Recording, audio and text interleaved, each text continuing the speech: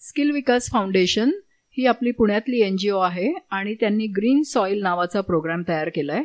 ह्याच्यामध्ये आपण काय शिकवतो तर सॉईल सायन्स म्हणजेच माती विज्ञान.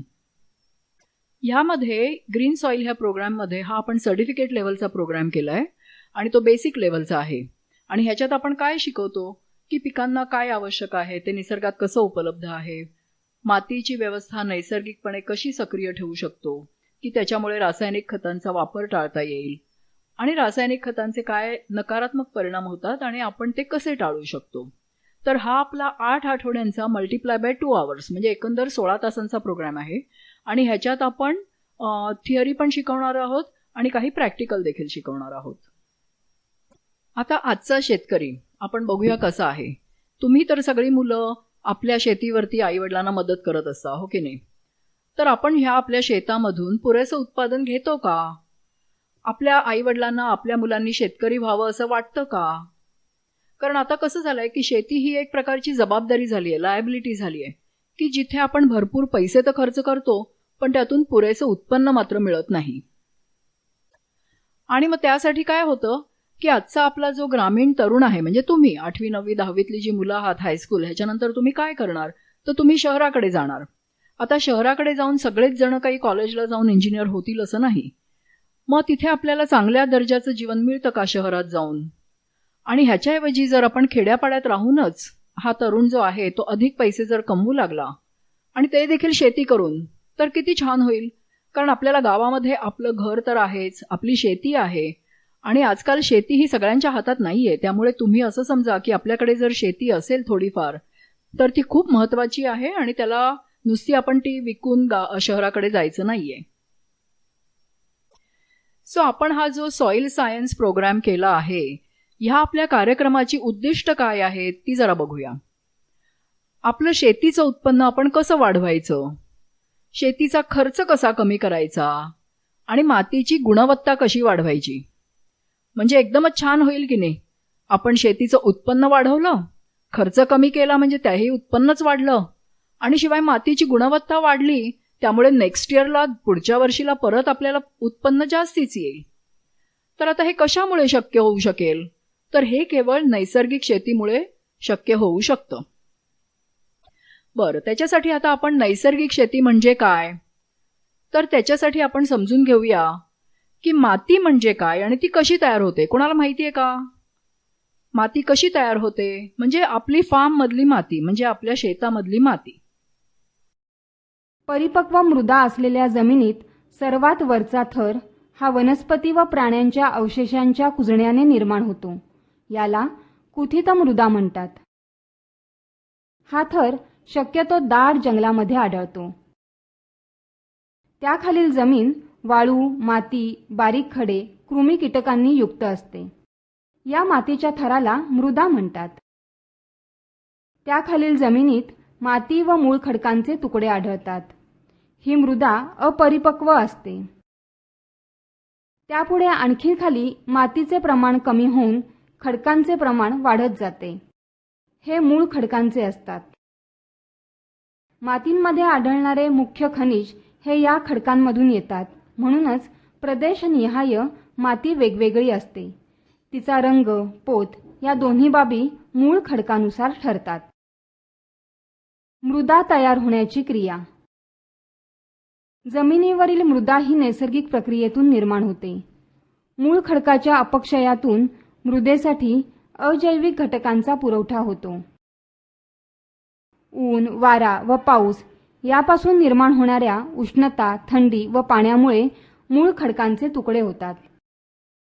त्यांपासून खडे, वाळू, माती तयार होते. या घटकांमध्ये सूक्ष्मजीव, कृमी, कीटक आढळतात. उंदीर, घुशींसारखे कृदंत प्राणीही आढळतात. तसेच जमिनीवरील झाडांची मुळे देखील खडकाच्या अपक्षयास मदत करतात. मृदा निर्मितीची प्रक्रिया मंद गतीने सतत सुरू असते. परिपक्व मृदेचा 2.5 सेंटीमीटरचा थर तयार होण्यासाठी सुमारे 1000 वर्ष लागतात. पूर परिस्थिती. वादळी वारे, आणि मानवाच्या खाणकामासारख्या कृतींमुळे मृदा अल्पावधीत नष्ट होऊ लागते. म्हणूनच मृदा संधारण करणे, जमिनीची धूप थांबवणे आवश्यक असते.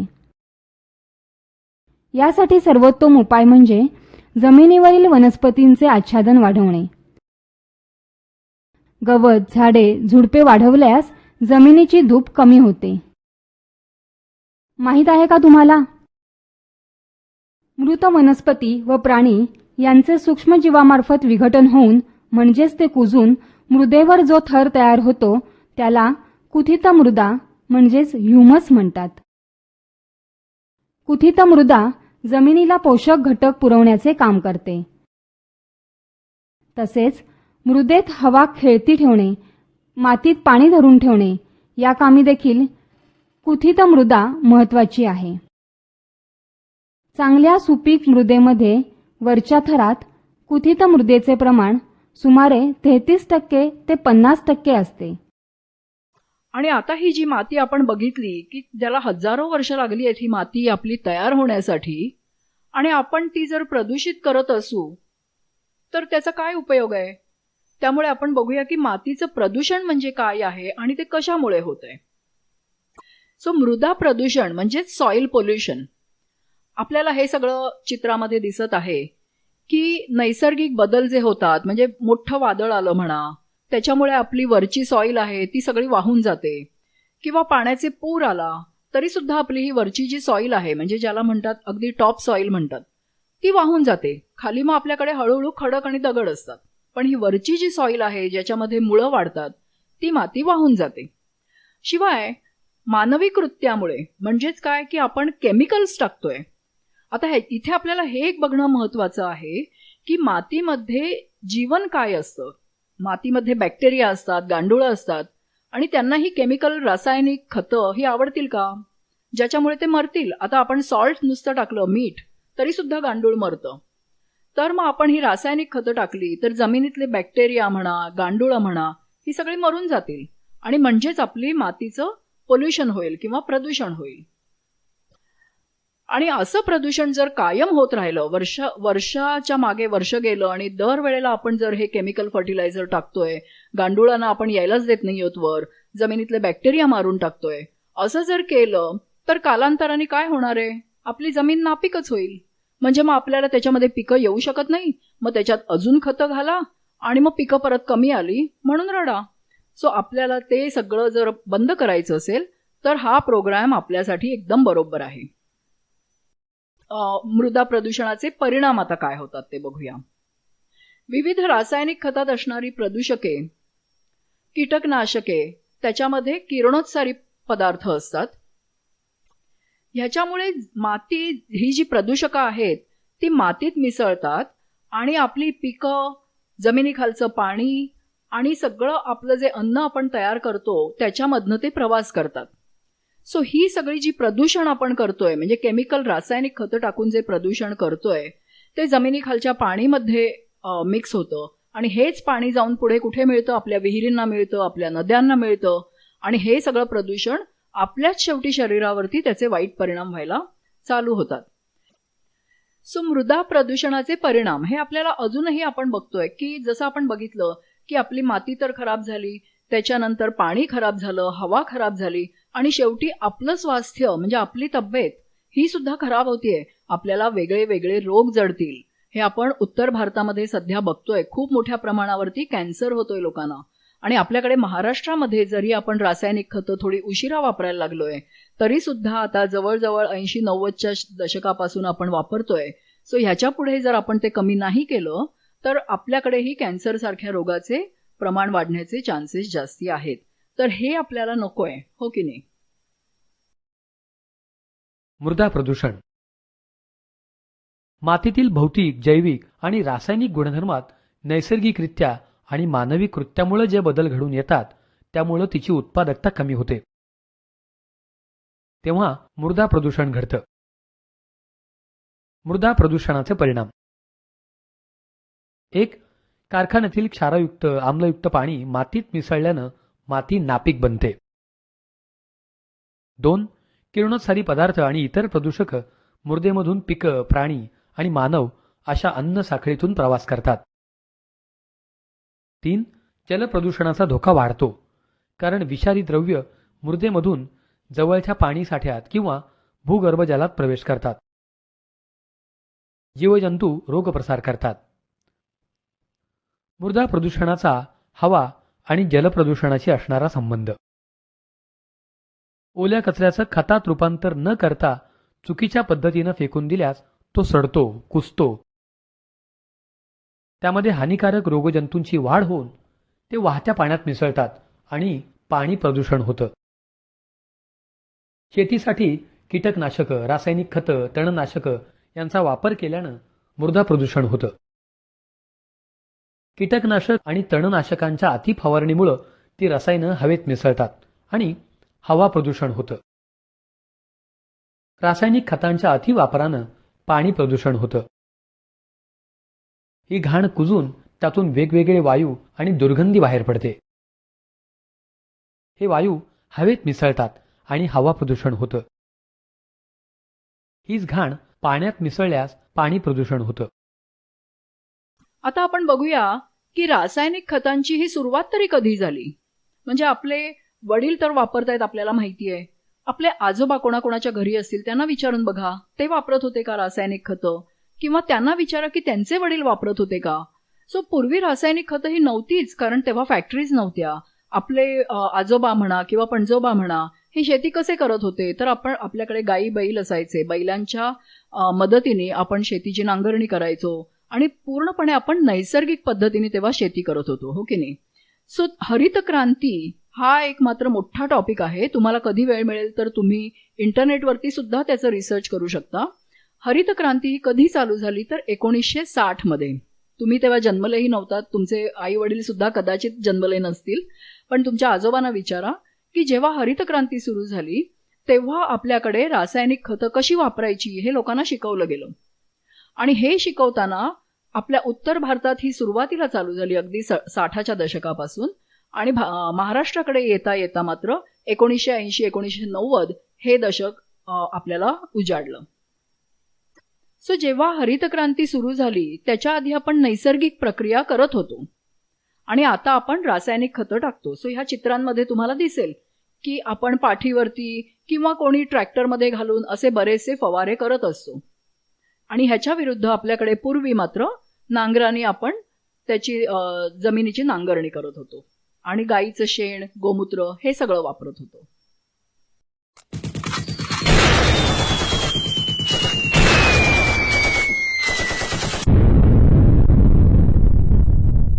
रासायनिक खाद व जैविक खाद. द्वितीय विश्व युद्ध के बाद पश्चिमी देशों के हथियार और विषाक्त रसायन बनाने वाले कारखाने बंद होने के कगार पर पहुंच गए थे, जिसके कारण पश्चिमी देशों को काफी आर्थिक नुकसान हो रहा था. इन देशों ने इस आर्थिक संकट से बचने के लिए एक योजना के तहत उन कारखानों में रासायनिक खाद तथा कीटनाशक बनाना शुरू कर दिया. इन रासायनिक खादों व कीटनाशकों के द्वारा कृषि उत्पादन को बढ़ाने की बात कर हरित क्रांति नाम का एक छद्म जाल बुना. भोले भाले किसान अधिक उत्पादन के लालच में फंसकर रासायनिक खाद व कीटनाशकों का प्रयोग करने लगे. बैलों की जगह ट्रैक्टर से जुताई होने लगी. शुरुआत में कम रासायनिक खादों के प्रयोग से अधिक उत्पादन हुआ. धीरे धीरे रासायनिक खादों के प्रयोग के कारण भूमि की उर्वरा शक्ति क्षीण होने लगी, जिसकी वजह से उत्पादन घटने लगा तथा फसलें कमजोर होने लगी. फसलों के कमजोर होने के कारण उनमें रोग व कीट लगने लगे. रोग व कीटों से फसल की सुरक्षा के लिए और अधिक कीटनाशकों का प्रयोग होने लगा.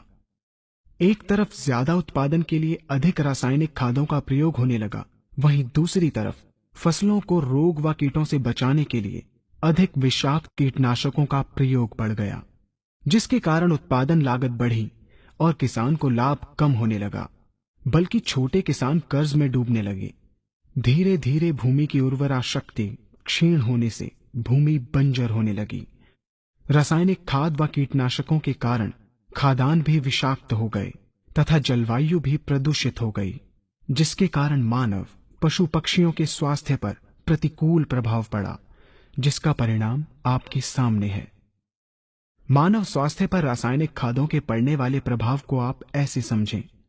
जब किसान फसल में रासायनिक खाद डालता है तो रासायनिक खाद में उपस्थित विषाक्त रसायन जल में घुलकर सबसे पहले जल को प्रदूषित कर भूमि के अंदर उपस्थित केचुए व सूक्ष्म जीवाणुओं को मार देता है। ये बात सभी किसान अच्छी तरह से जानते हैं कि केचुए व अन्य सूक्ष्म जीवाणु भूमि की उर्वरा शक्ति को बढ़ाने के लिए अति आवश्यक होते हैं। विषाक्त रसायन के कारण इनकी मृत्यु हो जाने से भूमि की उर्वरा शक्ति नष्ट हो जाती है तथा भूमि कठोर होकर बंजर होने लगती है। रासायनिक खादों के विषाक्त रसायन पानी के माध्यम से अन्य खनिजों के साथ फसल के अंदर पहुंचकर फसलों को विषाक्त बना देते हैं। बाद में जब खाद्यान्न के रूप में मनुष्य या अन्य पशु इन्हें खाते हैं तो ये विषाक्त रसायन मानव स्वास्थ्य पर बहुत ही बुरा प्रभाव डालते हैं तथा मनुष्य के अंदर तरह तरह के रोग उत्पन्न करते हैं। जब हम जैविक खाद का प्रयोग भूमि पर करते हैं तो जैविक खाद पानी में मिलकर पानी को प्रदूषित नहीं करती। जैविक खाद भूमि के अंदर उपस्थित उर्वरा शक्ति को बढ़ाने वाले जीवाणु तथा केचुओं की संख्या को तीव्रता से बढ़ाती है, जिससे भूमि की उर्वरा शक्ति बढ़ती है तथा भूमि छिद्र युक्त एवं भुरभुरी हो जाती है, जिससे वायु और प्रकाश भूमि के अंदर गहराई तक प्रवेश करते हैं, जिसके कारण भूमि में तापमान एवं आर्द्रता का संतुलन बना रहता है और फसलें मजबूत होती हैं। जैविक खाद में विद्यमान तत्व खाद्यान्न के माध्यम से मानव व पशु पक्षियों के शरीर में पहुंचकर स्वास्थ्य लाभ पहुंचाते हैं। जैविक खादों के प्रयोग से फसलें अच्छी और मजबूत होती हैं, जिसके कारण उन पर रोगों एवं कीटों का ज्यादा प्रभाव नहीं पड़ता। यदि किसी प्राकृतिक कारणवश कीटों व रोगों का प्रभाव अगर पड़ता भी है तो गौमूत्र एवं औषधीय वनस्पतियों के घोल के छिड़काव करने से फसलों को रोग एवं कीटों से बचाया जा सकता है। गौमूत्र एवं अन्य प्राकृतिक औषधियों के मिश्रण के छिड़काव से फसलों का कम लागत में बचाव हो जाता है तथा वातावरण पर भी कोई दुष्प्रभाव नहीं पड़ता। And Mr. Smith grows only sugarcane. Mr. Jones also grows sugarcane, but he uses most of his land for integrated farming. He also has fish in his pond. Mr. Smith is hungry. He has to sell the sugarcane to buy fish. Mr. Jones catches fish from his pond. Mr. Smith uses insecticide. Mr. Jones uses local herbs to control insects. Mr. Smith is ill. He has to go to the hospital. Mr. Jones is ill. He uses his medicinal herbs. The price of sugarcane falls. Mr. Smith is unhappy. Mr. Jones is not unhappy. He still has corn, bananas, and fish to sell at a good price. He expands his farm and there is work for his children. Mr. Smith has nothing. His children must go to work in the city. Mr. Jones carries out integrated farming. Mr. Smith carries out monocropping.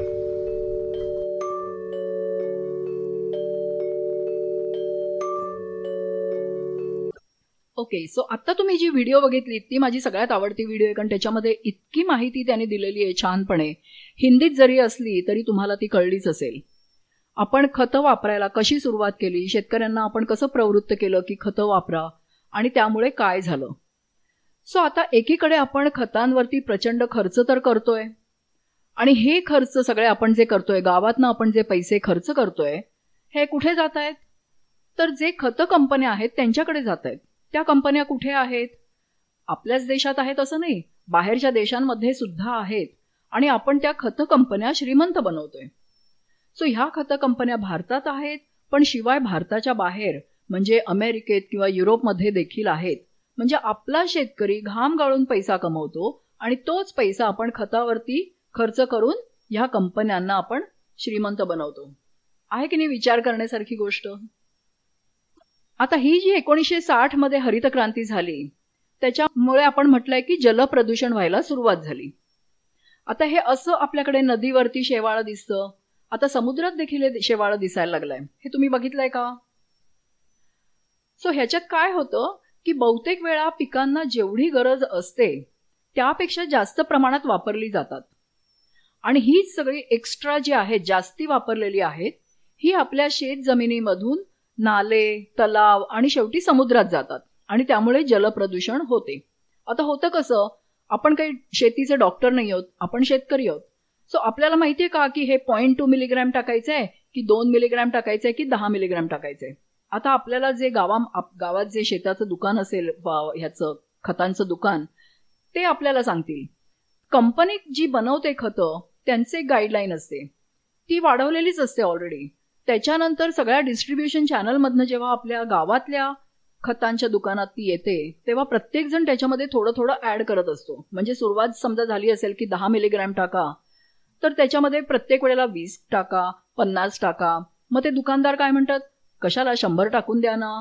मग तुम्ही जास्तीत जास्त खतं, आणि आपल्या शेजारच्या शेतकऱ्यांनी जर 1 पोतं टाकलं तर आपल्याला आपल्या शेतात 2 पोती टाकायची असतात, हो की नाही. कारण का की आपल्याला आपलं शेत अजून चांगलं व्हायला पाहिजे. पण ह्याच्यामुळे होत आहे काय ते बघितलं ना, पाण्याचं प्रदूषण कसं होत आहे ते. आता युरिया जो आपण टाकतो त्याच्यामुळे हे पाणी जे दूषित होतं, याच्यामुळे कुठले रोग होतात, तर आपल्याला जठरा संबंधी कर्करोग म्हणजे आपल्या पोटाचे रोग, त्याच्यानंतर गलगंड म्हणजे गळू येणं, किंवा जन्मातली विकृती म्हणजे नेक्स्ट जनरेशन आपल्या जी बाळं जन्माला येतात त्यांच्यामध्येही विकृती निर्माण होऊ शकते, आणि हाय बीपी, उच्च रक्तदाब यासारख्या आजारांना कारणीभूत ठरतं. सो आपल्याला वाटतं आपण खतं टाकतोय, खूप छान करतोय, पण बघितलं ना त्याचा काय परिणाम होतोय. आता दुसरा त्याचे परिणाम काय की मातीचं प्रदूषण आणि पिकं जी निर्माण होत आहेत त्याच्यावर देखील हे विषारी आपण फवारे करतोच आहोत. म्हणजे जर आपण आपल्या शेतीतला पालेभाजी समजा केली आणि ती बाहेर काढली आणि ती जर चांगली धुतली गेली नाही तर आपल्याला त्या पानांवरती देखील हे केमिकल्स आपल्याला सापडून येणार आहेत. त्यामुळे तुम्हाला माहितीये का, जे शेतकरी आपल्याकडे एक्सपोर्ट करतात म्हणजे इथली समजा द्राक्ष बाहेर पाठवतात, तर त्या द्राक्षांवरती आपल्याला रेसिड्यू मिळतो. कशाचा, की आपण जे कीटकनाशक वापरतो, पेस्टिसाइड म्हणतात त्याला, त्याचा रेसिड्यू मिळतो. आणि हे द्राक्ष किंवा इतर फळं, ऍपल, ही सगळी इतर देश नाकारतात, म्हणजे ते घेत सुद्धा नाहीत. आता हे आणखीन काही दुष्परिणाम. सो रासायनिक खतं आणि कीटकनाशकं, आपण आधी रासायनिक खतं टाकतो, नंतर मग आपल्याकडे किडे मकोडे आले म्हणून मग आपण कीटकनाशकं वापरतो. आपल्याला जमीन कशी पाहिजे, सगळी छान स्वच्छ. पण असं नसतं. शेतीसाठी आपल्याला इतर कीटकांची देखील गरज असते, पण आपल्याला काय शिकवलं गेलंय की त्यांना मारून टाकायचं, त्याच्यासाठी आपण कीटकनाशकं वापरतो. आता ह्याचे दुष्परिणाम म्हणजे काय होतात की हृदयविकाराचा झटका, म्हणजेच काय की हार्ट अटॅक, फुफ्फुसांचा कर्करोग म्हणजे काय की लंग कॅन्सर, हाडांचे रोग, त्वचेचे आपले स्किनचे रोग, विविध प्रकारचे कर्करोग, हे सगळे व्हायला चालू होतं. आणि हे कशामुळे की पेस्टिसाइड्समध्ये म्हणा किंवा रासायनिक खतांमध्ये हेवी मेटल्स असतात आणि त्याचाच परिणाम आपल्या शरीरावर होत असतो. म्हणजे पिकांवरती परिणाम होतोय ती गोष्ट वेगळी, मातीवरती परिणाम होतोय ती गोष्ट वेगळी, जलप्रदूषण होत आहे, हवेचं प्रदूषण होत आहे, हे सगळं होतच असताना आपणच आजारी पडतोय. मग आपण हे कशाला करायचं, नाही का. सो आता याच्यामध्ये पिण्याच्या पाण्याचं आपल्याला बघूया कसं प्रदूषण होत आहे ते. सो एक तर आपल्याकडे फॅक्टरीज असतात आणि इतरही गॅसचे आपले पंप असतात, म्हणजे पेट्रोलचे पंप असतात. ह्या सगळ्यांनी तर होतच, पण शिवाय आपण जे पेस्टिसाइड आणि हे टाकत असतो खतं, ते देखील जमिनीत जाऊन आपल्या खालच्या पाण्यामध्ये मिळतं, जसं आपण म्हटलं मागच्या वेळेला. आणि त्याला म्हणतात की वॉटर टेबल, म्हणजे काय की आपल्या जमिनीच्या खाली असलेलं जे पाणी, हे आपल्याला माहिती आहे की नाही, त्याच पाण्यावरती आपली शेती होत असते, जमिनीचं पाणी. सो तेच पाणी आपल्याला मुळाद्वारे पिकांना मिळत असतं आणि तेच पाणी खालून जमिनीतून जाऊन झिरपून आपल्या विहिरींमध्ये मिळत असतं. आता तुम्हाला असं तुमच्या विहिरी जर बघितल्या, तुमच्या वडिलांना जाऊन विचारा किंवा आजोबांना विचारा की पूर्वी त्या विहिरीला खूप पाणी होतं आणि आता कमी झालंय, असं झालंय का. हे असं जर झालं असेल तर त्याचं मुख्य कारण हे आहे की आपण रासायनिक खतं वापरल्यामुळे आपली जमीन जी आहे ती सिमेंट कॉन्क्रीट सारखी झाली आहे, त्याच्यामध्ये खूपसं पाणी आत जातच नाही आणि जे जातं ते दूषित असतं, समजलं का. आणि हेच पाणी शेवटी आपल्याला पिण्याच्या पाण्यामधून येतं आणि मग हे पाणी आपण प्यायल्यावरती काय होईल तुम्हीच सांगा. ह्याच्यामध्ये आपण पिकांचे अवशेष देखील जाळतो. आपण भाजणी करतो की नाही, सगळे भाजणी करतात, पिकं चालू करायच्या आधी. आता जर आपण ही भाजणी केली तर शिल्लक काय राहतं? या पिकांची जी आपण भाजणी करतो त्याच्यामध्येच सगळी मूलद्रव्य असतात आणि ही मूलद्रव्य आपण भाजून टाकली तर बघितलं हवेचं परत प्रदूषण झालं, कार्बन डायऑक्साईड गेला बाहेर आणि जे पिकांमधलं जे मूल्य आहे सगळं ते सगळं हवेत गेलं. आता जेव्हा आपण जंगलात जातो तिथे कोणी भाजणी करतं का? नाही. जंगलाने आपल्याला निसर्गाने शिकवलं असतं की भाजणी करायला हवी आहे, पण निसर्गाने आपल्याला शिकवलेलं नाही. सो त्यामुळे आपण जेव्हा भाजणी करतो तेव्हा शिल्लक काय राहतं? ह्याच्यामध्ये नापीक जमीन म्हणजे अशी आपली जमीन दिसायला लागते की जी पूर्ण सुकून गेली आहे आणि ज्याच्यामध्ये आपल्याला कुदळीनी रिअली त्याचं प्लाविंग करतो, म्हणजे आपण JSB लावतो आणि ते JSB लावून आपण ती लिटरली उकरतो खालतून. ही माती जर आपण नैसर्गिकनी केली तर ही रवाळ असेल, म्हणजेच काय आपण हाताने सहजपणे ती उचलू शकू. आता मात्र आपली जी शेतातली माती झाली आहे ती जर अशी दिसायला लागली असेल आणि त्याच्यात दगड झाले असतील तर मात्र आपल्याला नक्कीच विचार करायला हवा. बरं, आता आपण आपल्या आजूबाजूला जंगलं बघतो, डोंगरावरती असतात. तिथे खतांची गरज का नाहीये? कारण तिथे काय आहे, नैसर्गिक पर्यावरण संतुलन हे तुम्ही शिकलात शाळेमध्ये. म्हणजे काय होतं की झाडं जी आहेत जंगलामध्ये त्यांचाच पालापाचोळा खाली पडतो, तोच पालापाचोळा कुसतो, तिथेच गांडुळं असतात, तिथे ती कावळ्याची छत्री तुम्ही बघितली असेल तर ती असते आणि हे सगळे काय करतात, त्याचं विघटन करतात. म्हणजे एखादं झाड समजा उन्मळून पडलं असेल कधी किंवा जे म्हातारं झालेलं झाड पडलं असेल तर त्याचं आपोआप विघटन होऊन त्याचं खत तयार होतं आणि त्याच्यावरतीच ती जंगलं जगत असतात. आता एखाद्या वर्षी जर आपल्याकडे पाऊस पडलाच नाही तर जंगलं सगळी मरून जातात का? नाही. त्यांच्याकडे तेवढी शक्ती असते की त्या दुष्काळामध्ये देखील ते जिवंत राहतात. आपली पिकं मात्र त्याच्यात मरून जातात, हो की नाही? सो हे चित्र जर तुम्ही बघितलं तर ह्याच्यात असंच दिसतं की नाही आपल्याला जंगलामध्ये, किंवा आपल्या शेती सोडून आपण इकडे तिकडे जर गेलो, शॉर्टकटनी शाळेत आलो तर असं दिसतं की नाही की जिकडे भरपूर पानं खाली पडली आहेत, कुत्र्याची छत्री म्हणजे ती फंगस आलेलं आहे आणि जमिनीखाली तर त्याच्यामध्ये आपल्याला गांडुळं देखील मिळतातच. आपल्या शेतामध्ये गांडुळं आहेत का हे बघितलं पाहिजे. आता जंगलामध्ये खतांची गरज का नाहीये? आपण बघितलं की पर्यावरणाचं संतुलन होत असतं. म्हणजे ही पालापाचोळा, एखादा मृत प्राणी आणि जे काही त्यांचं अवशेष असतील हे कुजवण्याचं काम हे जमिनीतले सूक्ष्मजीव करत असतात. आता हे सूक्ष्मजीव म्हणजे आपल्याला डोळ्याला दिसत नाही, पण ते सूक्ष्मजीव असतात, ते जमिनीमध्ये काम करत असतात. आणि हे कुजवण्याचे काम हे जे सूक्ष्मजीव आहेत, आपल्याला जर मायक्रोस्कोप असेल शाळेमध्ये तर त्याच्या खाली जर आपण ती माती ठेवली तर आपल्याला असे मायक्रोब्स म्हणजे हे छोटे छोटे जीवाणू जे आहेत ते आपल्याला दिसतील. आणि हे काय करत असतात? कंटिन्युअसली त्याचं विघटन करत असतात आणि हे विघटन करून खतं बनवत असतात. आलं लक्षात? हे वनस्पतीचे अवशेष कुजून त्यापासून जी पोषक द्रव्ये तयार होतात आणि हे चक्र निसर्गात कायम चालूच असतं. म्हणजे एक झाड जे निसर्गात उगवलं आहे, 1000 वर्षापूर्वी सुद्धा कदाचित ते उगवलेलं असेल, पण ते काही मेलं नाही, त्याला काही झड लागली नाही, त्याला फळं येत आहेत, सगळं काही होत आहे कारण की पर्यावरणाचं संतुलन राखलं गेलं आहे. आता आपण जर आपल्या शेतामध्ये हे संतुलन राखायचा प्रयत्न केला तर पालापाचोळा, प्राण्यांची मृत शरीरे, मलमूत्र हे पदार्थ कुजवण्याचे काम मातीमध्ये असणारे सूक्ष्मजीव करत असतात. यामुळे मातीमध्ये वनस्पतींना पोषक असे पदार्थ तयार होतात. त्यांचा वापर करून वनस्पती वाढतात. जमिनीतील पदार्थांचा वापर करून वनस्पतींची वाढ होणे आणि प्राणी व वनस्पतींचे अवशेष कुजून हे पोषक पदार्थ पुन्हा जमिनीत जाणे हे पर्यावरणातील महत्त्वाचे चक्र आहे. पर्यावरणातील जलचक्रामुळे सर्व सजीवांना पाणी मिळते. सजीव श्वसनासाठी वातावरणातील ऑक्सिजन वापरतात. त्यांनी सोडलेला कार्बन डायऑक्साईड वायू वापरून वनस्पती त्यांचे अन्न तयार करतात. या क्रियेत निर्माण होणारा ऑक्सिजन पुन्हा वातावरणात मिसळतो. हेही एक नैसर्गिक चक्र आहे. हवेतील ऑक्सिजन सजीव श्वसनासाठी वापरतात. कार्बन डायऑक्साईड सोडतात. वनस्पती अन्न निर्मितीसाठी कार्बन डायऑक्साईड वापरतात आणि पुन्हा हवेत ऑक्सिजन सोडतात. सजीव व सजीव निर्जीव यामध्ये परस्पर देवाणघेवाण होत राहते.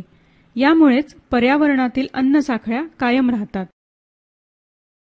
पर्यावरणातील सर्व चक्रे अखंडपणे चालू राहिली की पर्यावरणाचे संतुलन राखले जाते. सर्व सजीवांच्या अस्तित्वासाठी पर्यावरणाचे संतुलन टिकून राहणे गरजेचे आहे. आता जंगलामध्ये कीटकनाशकांची गरज असते का? आपण आधी बघितलं की फर्टिलायझरची गरज नाहीये, म्हणजे खतांची गरज नाहीये. पेस्टिसाइड आता म्हणजे कीटकनाशकं, त्यांची गरज असते का? का नसते? कारण जंगलामध्ये मित्र कीटक असतात. हे बघितलं तुम्ही? छोटे किडे आहेत, त्यांना मोठे किडे खातायत. काही छोटे प्राणी म्हणजे कीटक असतील, त्याला मोठे कीटक खातायत. एखादी अळी असेल की जी आपल्याला त्रास देते आपल्या पिकाला किंवा त्या पानांना, तर तिथे तो डोंगळा येऊन खातोय. सो हे सगळे आपले मित्र कीटक असतात. आणि हे मित्र कीटक मी थोडेसेच इथे कॅप्चर केलेत, पण तुम्ही इंटरनेटवर जाऊन शोधलेत तर तुम्हाला हे भरपूर दिसतील. आणि एखादा तुमचा मित्र जर का नैसर्गिक शेती करत असेल तर तिकडे जाऊन नक्की तुम्ही बघा, ह्यातले बरेचसे कीटक तुम्हाला दिसतील. आपण एक ऍक्च्युली सहल सुद्धा अरेंज करणार आहोत एका शेतकऱ्याकडे किंवा 2 की जे नैसर्गिक पद्धतीने करतायत. तिथे आपल्याला हे मित्र कीटक दिसतीलच. शिवाय कोण दिसेल माहितीये का? मित्र पक्षी. म्हणजे आता हे जे पक्षी सगळे आहेत ते देखील काय शोधत असतात? जमिनीवरच्या पानांवरचे किडे. त्यांचं आवडतं खाद्य काय आहे? किडे. सो हे आपल्याला किडे, जर आपण पक्षीच आले तर आपल्याला कीटकनाशक वापरायची गरज आहे का? आणि जर आपण कीटकनाशक वापरत असू तर हे पक्षी तिथे येतील का? कळलं की नाही? सो आपल्याला दोन्ही बघायला पाहिजे की पक्षी आले ह्याचा अर्थ की चांगलं आहे आपलं शेत, की ते आपल्या इथले किडे खातायत.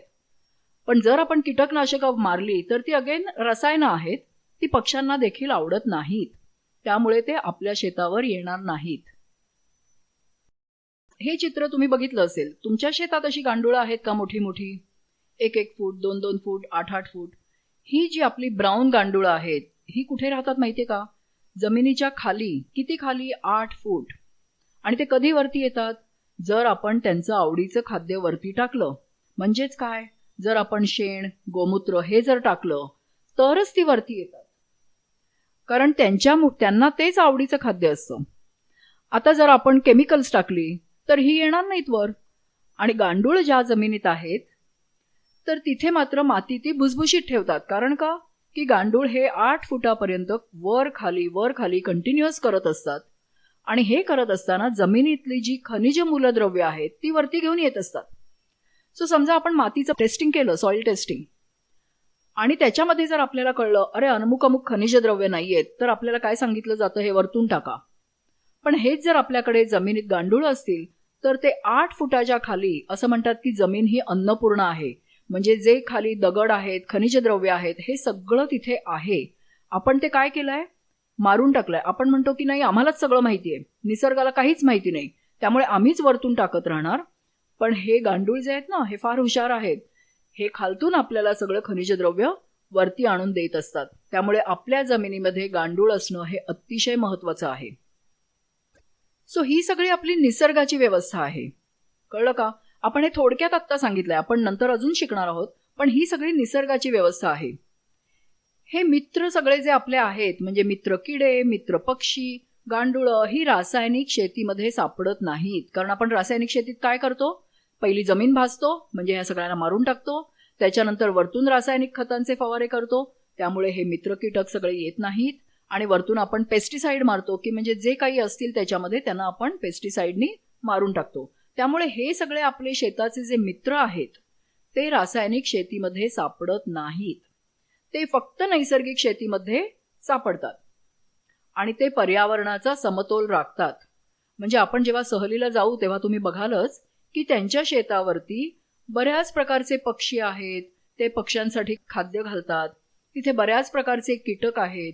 तिथे तुम्हाला मुंगूस दिसतील, कदाचित साप सुद्धा दिसतील. पण हे सगळे जे आहेत, साप काय करतात? उंदरांना खातात. मुंगूस काय करतात? सापांवर कंट्रोल ठेवतात. सो ह्या सगळ्यांचं जे निसर्गाचं चक्र जे चालू असतं हे सगळं आपल्याला नैसर्गिक शेतीमध्ये बघायला मिळेल. कळलं का? ते पर्यावरणाचा समतोल राखतात. बरं, आता आपण शेती काही जंगलात करत नाही, त्यामुळे आपलं शेती ही थोडीफार वेगळी असेलच. सो आपल्याला खतांची गरज का आहे हे आपण जरा बघूया. आता आपला जो शेतकरी आहे हा आपल्या शेतामध्ये वर्षभर नवीन नवीन पिकं घेत असतो. आपल्या काही ठिकाणी आपण एकच पीक घेतो फक्त पावसाळ्यात, नंतर घेत नाही, ती गोष्ट वेगळी. पण समजा आपण वेगवेगळी पिकं घेतोय, खरीप, रब्बी आणि उन्हाळी, समजा आपण सगळीच पिकं घेतोय किंवा इव्हन नुसती खरीप घेतली तरी सुद्धा आपण जमिनीतलं अन्न वरती खेचून घेतोय, जरी आपण नैसर्गिक पद्धतीने केलं तरी सुद्धा. सो वारंवार पिकं आपण जर घेतली तर जमिनीची सुपीकता कमी कमी होत जाते. कारण का? की ते जमिनीतलं अन्न वरती काढून घेत आहेत, बरोबर. म्हणूनच आपल्याला मातीमध्ये खत मिसळून मातीची सुपीकता ही वाढवावी लागते. हे साधारण आपल्याला शिकवलं जातं. आता ते कितपत खरं आहे ते आपण बघूया. सो शेतकऱ्यांनी ह्याच्यासाठी काय करावं, आता करतो का माहिती नाही, पण काय करावं की आपल्या घराशेजारी मिळणारं शेण, पालापाचोळा ह्याचा उपयोग करून खतं तयार करतात. म्हणजेच थोडक्यात काय की जी मूलद्रव्य पानांमध्ये आहेत ती जमिनीत कशी मिसळतील. जी झाडं आहेत, म्हणजे आपण रोप घेतलं, समजा भाताचं रोप घेतलं, आता भाताचे दाणे आपण काढून घेतले आणि मग जे भाताचा स्टॉक जो राहतो, म्हणजे त्याचं जे अवशेष जे राहतात झाडांचे, की जे आपल्याला नको आहेत, त्यातले काही आपण गुरांसाठी ठेवतो आणि बाकीचे आपण जाळून टाकतो, नाही का. सो ते जाळण्याऐवजी जर आपण ते शेणामध्ये मिसळून जमिनीवरच टाकले तर त्यांच्या पिकांच्या अवशेषामधली मूलद्रव्य कुठे जातील? परत जमिनीतच मिळतील, हो की नाही. सो मातीमध्ये खत मिसळलं की जमिनीची सुपीकता वाढते असं म्हणतात. आता खत म्हणजे काय की नॉट नेसेसरी की ते आपल्याला रासायनिकच खत पाहिजे. जसं मी सांगितलं तसं पिकांचे अवशेष हे जर आपण कुसवले, जसं जंगलामध्ये होतं तसंच, की पिकांचे अवशेष जर आपण आपल्याच जमिनीवरती कुसवले, कळलं की नाही. काही ठिकाणी कसं करतात, गांडूळ खत करतात, म्हणजे ते परत वेगळं असतं. जणू काही जमिनीला माहितीच नाहीये की हे कसं कुसवायचंय. जमिनीला बरोबर माहिती असतं की ही सगळी पिकांचे अवशेष कसे कुसवायचे आणि त्याच्यामधून कसं आपलं स्वतःसाठी अन्न तयार करायची किंवा खतं तयार करायची. सो त्याच्यासाठी आपण पिकांचे अवशेष, अधिक शेण, अधिक गोमूत्र, हे आपण नंतर शिकणार आहोत, ते आपण आपल्या शेत जमिनीवरच करायचा प्रयत्न करायचा आहे. खते. वारंवार पिके घेतली गेल्यास जमिनीची सुपीकता कमी होत जाते. म्हणून मातीची सुपीकता वाढवण्यासाठी त्यात खते मिसळावी लागतात. त्यामुळे पिकांना योग्य त्या पोषक द्रव्यांचा पुरवठा होतो. नैसर्गिक खते आणि रासायनिक खते अशी दोन प्रकारची खते असतात. नैसर्गिक खते ही निसर्गात उपलब्ध असलेल्या पालापाचोळा व शेण अशा पदार्थांचा वापर करून मिळवतात. रासायनिक खते म्हणजे कृत्रिम खते. या खतांमध्ये शेतीला उपयुक्त अशा विविध रासायनिक घटकांचे नेमक्या प्रमाणात केलेले मिश्रण असते. रासायनिक खतांचे तोटे. पूर्वी शेतीसाठी शेणखत, लेंडीखत, हिरवळीचे खत, कंपोस्ट खत अशा नैसर्गिक खतांचा वापर केला जाई. परंतु उत्पादनात शीघ्र व अधिक वाढ होण्यासाठी वापरलेल्या रासायनिक खतांच्या वापराचे तोटेही होऊ लागले. रासायनिक खतांचा बेसुमार वापर झाल्यामुळे अतिरिक्त खते जमिनीत शिल्लक राहतात. त्यामुळे जमिनीची सुपीकता कमी होते. अशा जमिनीत धान्य उत्पादन घटते. क्षारपड जमीन. शेतीसाठी पाण्याचा अतिवापर केल्याने जमिनी क्षारपड होत आहेत.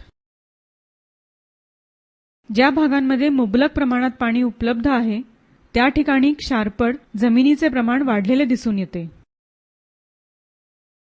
उदाहरण, धरण क्षेत्रालगतच्या जमिनी, नदीकाठच्या जमिनी. जमिनी क्षारपड झाल्यास मातीचे परीक्षण करून जमिनीतील कमतरता भरून काढण्यासाठी आवश्यक ते घटक टाकता येतात. त्यामुळे जमिनीची सुपीकता वाढते, परंतु त्यात वेळ आणि पैसा वाया जातो. त्यामुळे जमिनी क्षारपड होऊ नयेत म्हणून पाणी व रासायनिक खतांचा अतिवापर टाळावा. ओके, सो आता आजचा दिवसाचा आपला हा सारांश बघूया काय आहे. आपण बरंच काही शिकलो, हो की नाही. सो ह्याच्यामध्ये आपण काय बघितलं की जर आपण निसर्गाची व्यवस्था ठेवली, म्हणजेच काय की माती त्याच्यामुळे सुपीक होते. आणि शिवाय त्याच्यामध्ये मित्र कीटक जर असतील तर आपल्याला कमी खर्चात जास्त उत्पादनात आणि निरोगी वातावरण हे मिळू शकतं. कारण का की आपण खतांसाठी पैसे वापरले नाहीत, आपण पेस्टिसाइड म्हणजे कीटकनाशकांसाठी पैसे वापरले नाहीत. आपण काय केलं, निसर्गाच्या व्यवस्थेचाच उपयोग केला. निसर्गाची व्यवस्था होतीच, आपण ती मोडत होतो. सो ती जर आपण तशीच ठेवली तर आपल्याला काय मिळेल, खर्च कमी, उत्पादन जास्ती आणि निरोगी वातावरण, हो की नाही. आणि हेच जर आपण रासायनिक खतं वापरत राहिलो की जी फॅक्टरीमध्ये बनतायत, कीटकनाशकं घेतली जी फॅक्टरीमध्ये बनतायत, तर त्याच्यामुळे काय होत जातं, आपला खर्च वाढत जातो आणि जी पिकं येतात ती मात्र कमकुवत असतात. कारण त्यांना हे सगळं नवीन असतं, हे त्यांना पचवता येत नाहीये. आणि शेवटी काय होतं की पर्यावरणाचा नाश होतो. म्हणजेच आपण बघितलं की आपण पाण्याचा नाश करतोय, प्रदूषण करतोय, जमिनीचं प्रदूषण करतोय, हवेचं प्रदूषण करतोय, आपल्या शरीराचा आपण नाश करतोय आणि शेवटी जमीन जी आहे ती नापीक बनली आहे. सो आपण ओव्हरऑल सगळा पर्यावरणाचाच नाश करतोय. ओके, आता आपण हा आपला वीक 1 झालाय, तर ह्याचा आपण एक रिकॅप म्हणजे आपण जरा हे रिव्हिजन करूया की आपण काय काय शिकलो आज. की माती कशी तयार होते, सांगा बरं कोणीतरी. दुसरं म्हणजे माती कशामुळे प्रदूषित होते, हे देखील कोणीतरी सांगा. आणि हे जे आपण आज शिकलोय ना, ह्याचा सगळ्यांनी तुम्ही निबंध लिहून आणायचंय पुढच्या वेळी. ओके. हरित क्रांती म्हणजे काय आणि ती कधी सुरू झाली हे पण कोणीतरी सांगा. हरित क्रांतीचे दुष्परिणाम काय आहेत ते पण सांगा आणि हे सगळं आपल्या निबंधामध्ये इन्क्लूड करा. शिवाय आपण हे पण शिकलो की पर्यावरणातलं संतुलन म्हणजे काय, की म्हणजे जंगलामध्ये काय होतं, जंगलामध्ये खतं आणि कीटकनाशकांची गरज का नाहीये, शेतकऱ्याचा सर्वात मोठा मित्र कोण आहे आणि तो आपल्या शेतात आहे का, आणि तरी सुद्धा खतांची गरज का आहे हे आपण आज शिकलो आणि ह्याच्यावरती निबंध लिहून आणायचे. हे देखील रिव्हिजन म्हणून तुम्हाला मी परत दाखवतेय की जसं आपण बघितलं वनस्पतीचे अवशेष कुजून त्यापासून पोषक पदार्थ तयार होतात आणि हे चक्र निसर्गामध्ये सुरूच असतं. End of week 1. थँक्यू.